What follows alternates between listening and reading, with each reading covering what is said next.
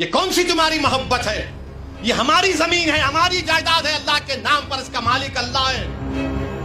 تم ہم سے چھیننا چاہ رہے ہو۔ تمہارا دل نہیں بھرا 6 دسمبر سے؟ تمہارا دل نہیں بھرا دلی کی سڑکوں پر ہمارے خون کی ہولی کھیلنے سے؟ تمہارا دل نہیں بھرا ہمارے بچوں کا انکاؤنٹر کرنے سے؟ تمہارا دل نہیں بھرا بلڈوزروں سے ہمارے گھروں کو توڑنے سے؟ تمہارا دل نہیں بھرا ہمارے بچوں کے سروں سے حجاب کھینچنے سے؟ تمہارا دل نہیں بھرا ہم کو اس ملک کی شریعت ختم کرنے کا قانون بنایا، اب تم ہم کو ہمارے وجود کو مٹانا چاہتے ہو؟ خدا کی قسم اپنے وجود کو مٹنے نہیں دیں گے انشاءاللہ تعالی۔ میرے عزیز دوستوں اور بزرگوں، میری آپ سے دبن گزارش ہے کہ مہاراشٹر کے اسمبلی انتخابات آنے والے ہیں۔ میں آپ سے اپیل کر رہا ہوں، جو لوگ وقف کی جائیدادوں کو برباد کرنے آ رہے ہیں، آپ اور ہم مل کر ان کو انشاءاللہ برباد کر دیں گے سیاسی طور پر۔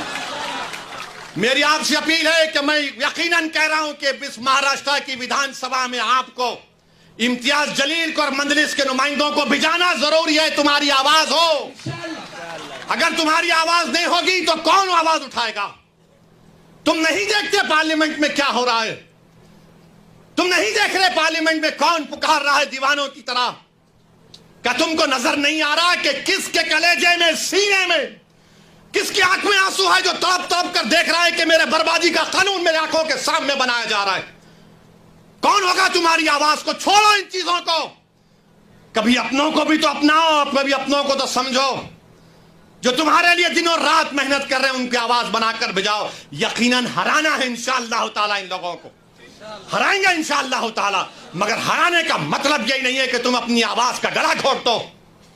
تم اپنی آواز کا گلا گھونٹ کر کیسے دوسروں کے سر پر تاج رکھ سکتے ہو؟ مجھے بتاؤ، یہ تو نہیں ہو سکتا میرے بھائی۔ تو میری آپ سے گزارش ہے کہ اس بات پر بھی آپ غور کریے، ہم لڑ رہے ہیں اور لڑتے رہیں گے انشاءاللہ تعالیٰ۔ اور اگر مودی یہ قانون بناتے ہیں تو جیسا کہ پرسنل لا بورڈ نے فیصلہ لیا کہ اگر احتجاج ہوگا مودی جی تو آپ ہمارے وجود کو مٹانا چاہ رہے ہیں، بہتر یہ ہے کہ میں روڈ پر آ کر اپنے آپ کو ختم کر لوں، مگر اپنے گھر میں بیٹھ کر اپنی جائیدادوں کو چھیننا نہیں دیکھ سکتا جو اللہ اس کا مالک ہے۔ میں گھر میں بیٹھ کر نہیں دے سکتا کہ جس کا مالک اللہ ہے اس کو جائیداد کو چھین لیا جائے۔ یہ حکومت کی ذمہ داری ہوگی۔ آپ کو اگر قانون بنانا ہے تو روزگار دو، قانون بنانا ہے تو مہیلاؤں کو بچاؤ۔ ارے کیسا ہمارا ملک ہو چکا ہے کہ اجین میں بیچ سڑک پر، فٹ پاتھ پر ایک ظالم شیطان ایک خاتون کی عصمت ریزی کر رہا۔ یہ کیسا ہمارا دیش ہو گیا ہے؟ یہ گاندھی کا ملک، یہ آزاد کا ملک، امبیڈکر کا ملک، کہ وہ اس کا ویڈیو نکال رہا ہے عصمت ریزی کا۔ یہ کیسا ہمارا وطن ہو گیا ہے جب ہم نے انگریزوں سے کھندے سے کھندا ملا کر جلیانوالہ والا باغ میں اپنی جانوں کو دے دیا۔ ہم نے کالا پانی کی سزائیں ہمارے ہندو بھائیوں کے ساتھ کاٹی۔ آج ایک اشرف منیہار کو ٹرین کے ڈبے میں پیٹا جاتا ہے تو کوئی اف نہیں بولنے تیار۔ بچانا تو چھوڑو، کوئی اف بولنے کے لیے تیار نہیں ہے۔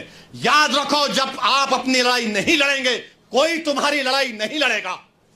تمہاری لڑائی تم کو لڑنا پڑے گا۔ تم 70 سال سے سوچ سوچ کر دھوکہ کھا چکے ہو کہ کوئی اور ہماری لڑائی لڑے گا۔ نہیں میرے بھائی، تاریخ میں اگر نام لکھا جانا ہے تو یہ وقت ہے اپنی لڑائی لڑنے کا، یہی وقت ہے اپنے ووٹ سے اپنے نمائندوں کو اورنگ آباد سے بھجانے کا۔ تو میری آپ تمام سے گزارش ہے کہ آپ پرسنل لا بورڈ نے جو آپ کے سامنے بات کہی ہے، آپ جوائنٹ ورکنگ کمیٹی کو اپنے اعتراضات، اپنا پروٹیسٹ ای میل اور پوسٹ کے ذریعے بھیجائیے۔ 15 سپٹمبر آخری تاریخ ہے، اور اللہ سے کثرت سے دعا کریے کہ پروردگار تو ہم کو زندہ رکھ کر یہ نظارے مت دکھا کہ ہماری زمینیں جس کا تو مالک ہم سے چھین لی جائیں۔ اللہ سے ہم گر گڑا کر سربسود ہوئے، سے گر گڑا کر بھیک مانگیں، اتحاد پیدا کریے۔